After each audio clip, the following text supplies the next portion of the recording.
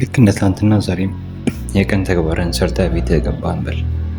አሁን ራትህን በልተህ እንቅልፍን ለመተኛት አልጋ ላይ ተጋድመሃል። ዛሬ ግን እንደሌላው ጊዜ እንቅልፍ ሊመጣ አልቻለም። ምክንያቱም ጭንቅላት ላይ ያለው ጥያቄዎች ልመልሳቸው አልቻልክም። የዛሬ 5 ዓመት ራስህን ምን አይነት ቦታ ላይ ነው ማየት የምትፈልገው?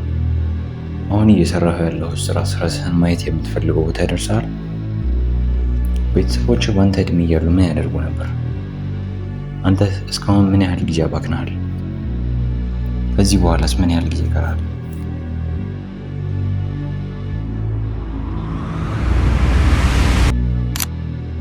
ይህ ቪዲዮ እስከቀረጽበት ሰዓት ድረስ ከራሴ የተረዳሁትን አንድ ሪሌቴብል የሆነ ነገር ልንገራችሁ። ብዙ ጊዜ ህይወታችንን አባክነናል፣ ጊዜ የሄደብን ነው ብሎ የሚያስቡ ሰዎች ከሌሎች በከፋ መልኩ የህይወታቸውን ክፍል ያባክናሉ።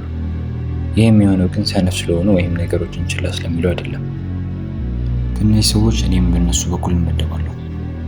ዋና ምክንያታችን ደግሞ ትክክለኛው ሰዓትና ጊዜ መጠበቃችን ነው። ትክክለኛው ሰዓትና ጊዜ፣ ያንን ጊዜ ሰዎች ለእኛ ሊነግሩን ወይም ደግሞ ያንን የሚያረጋግጥልን አንድ ነገር መፈለጋችን ነው። ግን ያ ጊዜ ወይ ያ ሰዓት በተአምር ሊመጣልን አይችልም። በዛ ምክንያትም ነገሮችን ፕላን ማድረግ እንጀምራለን። በጣም ዲፕ በሆነ መልኩ ሪሰርች እንሰራለን። ከአንድ ወደ አንድ አቅጣጫ እንቀይራለን። ከዛ በኋላ ወራቶች፣ ሳምንታቶች፣ ቀናቶች፣ ወራቶች፣ አመታቶች ያልፋሉ። ግን በዚህ ሁሉ መሀል የመስራት ያለብንን ስራ ሳንሰራ እንቀራለን። ታዲያ በዚህ ጊዜ ስናስበው የነበረውን ነገር በሙሉ አስበን ውጤቱንም በአይምሯችን አስልተን ትክክል ነው ወይ አይደለም ብለን እንፈርድና በዛ መልኩ ጊዜው ይሄዳል ማለት ነው። ይህ ፓራዶክስ ህይወታችንን የሚያባክንብን ትልቁ ፋክተር ይሆናል ማለት ነው። ታዲያ ለምንድን ነው እንደዚህ የምናደርገው? ብዙ ጊዜ ስማርት እና አምቢሽየስ የሆኑ ሰዎች ለምንድን ነው የሆነ ቦታ ላይ ስታክ አድርገው የሚቀሩት? ዋናው ምክንያቱ ስለሚፈሩ ነው አይደለም። ስለሚፈሩ አይደለም። እኛ ሃርድ ወርክን ስለምንፈራ አይደለም። እኛ የምንፈራው ነገር ቢኖር አንድን ነገር በአግባቡ ሰርተነው ነገር ግን ነገሮች ወደ መጥፎ ሁኔታ ቢቀየሩብን ብለን መፍራታችን ነው ነገራቶችን እንድናዘገይ የሚያደርገን። አስቡት፣ አንድ ሰው ከ2 ዓመት በኋላ እዚህ ቦታ ላይ ትደርሳላችሁ ብሎ የሚነግረን፣ ለምሳሌ የኔ ፍላጎት ዩቲዩብ መስራት ቢሆን ከ2 ዓመት በኋላ ዩቲዩብ ላይ ታዋቂ ትሆናለህ፣ በጣም ፌመስ ዩቲዩበር ትሆናለህ ብባል መስራት እጀምራለሁ? ያንን ጥያቄ መጀመሪያ አይምሮን መጠየቅ አለብን። ግን ምንም ቢሆን ያንን ነገር ከ2 ዓመት በኋላ እንደማሳካው እርግጠኛ ከሆንኩ ዛሬውኑ መጀመርን አውቃለሁ ወይም ዛሬውኑ እጀምራለሁ። ወይ ደግሞ ያንተ ወይ ያንቺ ቢዝነስ ከ2 ዓመት በኋላ ጋራንቲድ የሆነ ሰክሰስ ይኖረዋል ብሎ የሆነ ሰው ቢነግራችሁ በእርግጠኝነት እናንተም ዛሬውኑ ትጀምሩታላችሁ። ምክንያቱም እኛ እየፈራን ያለነው መስራቱን ሳይሆን ወይ ደግሞ ሃርድ ወርኩን ወይ ኤፈርቱን ሳይሆን እኛ እየፈራን ያለነው ነገሮች ልክ ባይሆንስ ብለን ነው። በዚህም ጊዜ አይምሯችንን እንዲበጠበጥ እናደርጋለን ማለት ነው። አይምሯችን ሎጂካል የሆነውን ነገር እንድናስብ ያደርገናል።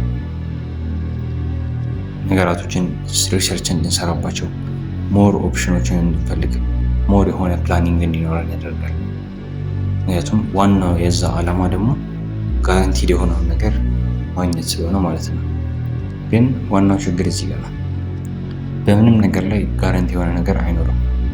ምክንያቱም ኖሮም አያውቅም።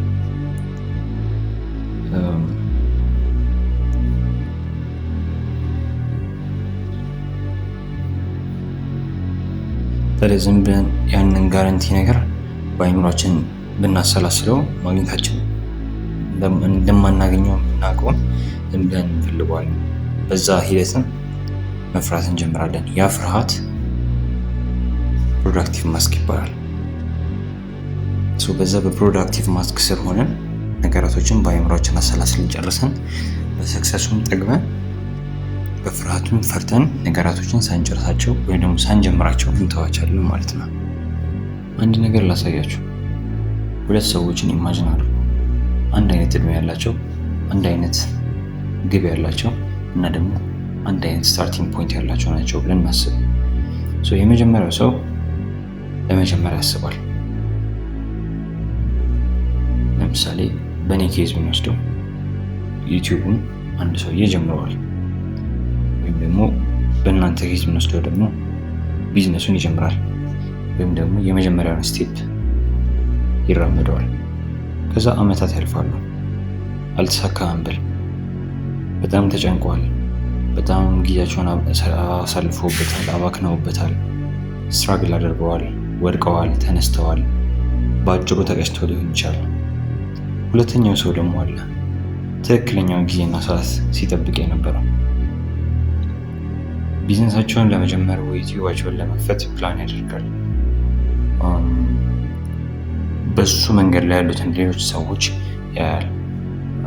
ነገራቶችን ፐርፌክትሊ ለመስራት ያስባል። ከዛ አመታት ያልፋሉ፣ ግን አሁንም አልጀመረም። ግን ኦልሞስት ሬዲ ነን ብለው ያስባሉ እነዚህ ሰዎች። ስለዚህ አንድ ነገር በአእምሯቸው አስቡ። ማን ነው ህይወቱን እያበላሸ ያለው? ወይም ማን ነው የህይወቱን ጊዜ እያባከነ ያለው? ብዙ ሰዎች የመጀመሪያው ፓርቲ ሰው ነው ይላሉ። ወይም ያኛው ሲሰራ ጊዜውን ያባከነው ነው ህይወቱን አባከነ ብሎ የሚያስበው። ግን አንድ ነገር ማወቅ አለብን። ያ የመጀመሪያ ሰው የመጀመሪያው ልጅ አመታትን ሙሉ ነገራቶችን ወይ የሆነን እውቀትን በማግኘት አሳልፎታል። ፐርሰን ቢ የሚባለው ወይ ደግሞ ሁለተኛው ሰው ደግሞ ያንን ነገር ያንን ኤክስፒሪየንስ አላገኘውም። ፐርሰን ኤ ምንም ያህል እንኳን ባይሳካለት ስኪል አግኝተዋል፣ ኤክስፒሪየንስ አግኝተዋል፣ ኮንፊደንስ አግኝተዋል፣ ትክክለኛ ኢንፎርሜሽኖችን አግኝተዋል። ነገር ግን ያን ነገር ፐርሰን ቢ አላገኘውም። አሁን ፐርሰን ኤ ፐርሰን ቢ ሪሰርች ካደረገው በላይ በኤክስፒሪየንስ እና በስኪል ሁሉም ነገር አውቆታል እና ፐርሰን ቢ ያደረገው ሪሰርች እንኳን ቢያደርግ ሊያገኛቸው የማይችሏቸው ኢንፎርሜሽኖችን አግኝቶ ሊሆን ይችላል። ፐርሰን ቢ ግን አመቱን ወይም ደግሞ ያን ጊዜውን በጭንቀት ብቻ ያሳለፈው። ስለዚህ ብዙ ጊዜ ሰዎች ማይነቁ አንዳቸው ለግባቸው ቅርብ ናቸው፣ አንዳቸው ደግሞ ትክክለኛው መንገድ እንደሆነ ያስባሉ። የሆነ መንገድ መራመድ እንጀምራለን። ከዛ ያንን መንገድ ትክክለኛ ማድረግ የኛ ፋንታ ነው። እኛ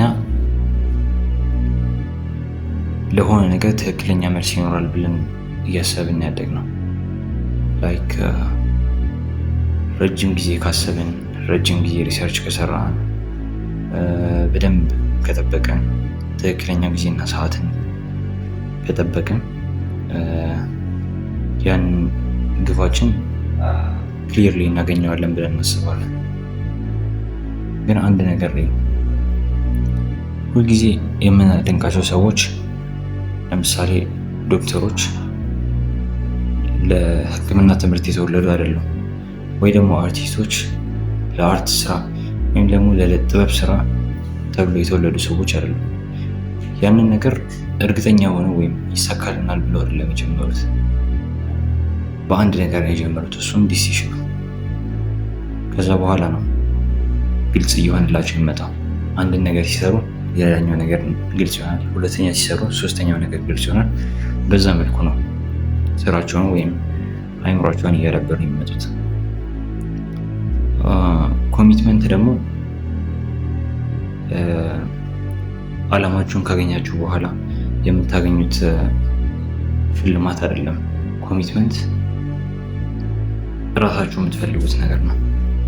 ከዛ በኋላ ነው ሽልማቱ የሚመጣው።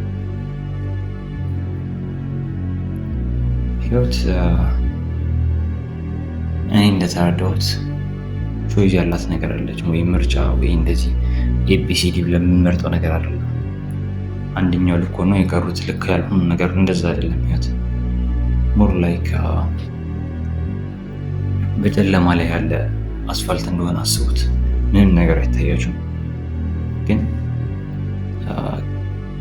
ካላችሁበት ከቆማችሁበት ጀምሮ እየተራመዳችኋት አንድ እርምጃ እየቀጠላችሁ የምትሄዱት መንገድ እያንዳንዷ ለእናንተ የብርሃን ጉዞ ልትሆን ትችላለች። በዛው ልክ ደግሞ የሞትን ጉዞ ሊሆን ይችላል። ስለዛ ከዛ ጨለማ አስፋልት ለመውጣት ብቸኛው እና ትክክለኛው መንገድ መራመድ መጀመር ነው። ስለዛ መጀመሪያ ሳወራ ወደ ነበረው ነገር ልመለስ። ምናልባት ረፍዶ ሊሆን ይችላል። ምናልባት አሁንም ያለንበት ቦታ መጀመሪያ ካለንበት ቦታ ልዩነት ላይኖረው ይችላል። እነዛ ጥያቄዎች ደግሞ የእናንተን አይምሮ ትተው ላይወጡ ይችላሉ። ከ5 ዓመት በኋላ የጥራታችሁን ይታያላችሁ። አሁን የምታደርጉት ነገር ይጠቅማችኋል ወይ? ምን ያህል ጊዜ አጥፍቻለሁ? የሚሉ ጥያቄዎች ማለት ነው። እነዚህ ጥያቄዎች ልክ እንደ ቶርቸር ናቸው፣ ግን ለሆነ ነገር ምልክት እየሰጡ ነው። ምክንያቱም እነዚህ ነገሮች እንድናስብ የሚያደርገን ነገር የሆነ ነገር ለማድረግ ፍላጎት ወይም ደግሞ ኬር እንዳለ የሚያሳየን ነው። ስለዚህ በውስጣችን ላይ የሆነ ሚኒንግ ሊኖራቸው ይችላል። እነዚህ ነገሮች ሰውነታችን ወይ እኛ አይምሯችን ስናስበው የነበረው ነገር ላይ እጅ እንዳልሰጠን የሚያሳየን ምልክት ነው። ዋናው ችግሩ የእናንተ ስንፍና አይደለም፣ ወይም ደግሞ የእናንተ መሸነፍ አይደለም፣ ወይ የእኛ መሸነፍ አይደለም። ችግሩ ትክክለኛውን ሰዓት እና ትክክለኛውን ጊዜ ጋረንቲ የሚያደርገን ህይወት መፈለጋችን ነው። ህይወት ደግሞ ያንን በተአምር አትሰጠንም። ስለዚህ በምንጠብቅበት ጊዜ ቀናቶች አልፋሉ። ቀናቶች ደግሞ ወራቶች ደግሞ ዓመታትን ይወልዳሉ። ስለዚህ አንድ ማወቅ ያለብን ነገር አለ። ያለፈው ጊዜ አልፏል፣ ወደ ኋላ መመለስ አንችልም። ግን አሁን አልጋችሁ ላይ ተኝቶ ያለው ሰው አልሞተም። እስካልሞተ ድረስ ደግሞ ሁልጊዜ ተስፋ አለ። ሰውየው እስካሁን አለ። የተኛው ሰውዬ እስካሁን እያሰበ ነው። የተኛው ሰውዬ አሁንም የተሻለ ነገር ይፈልጋል። ስለዚህ ከዚህ በኋላ ጥያቄያችን መሆን ያለበት ምን ያህል ጊዜ አጥፍቻለሁ ሳይሆን ከዚህ በኋላ ላለኝ ጊዜ ምን ማድረግ አለብኝ መሆን መቻል አለበት። ያው አሁን አልጋችሁ ላይ ከተኛችሁበት ሰዓት ጀምሮ ማለት ነው። አመሰግናለሁ።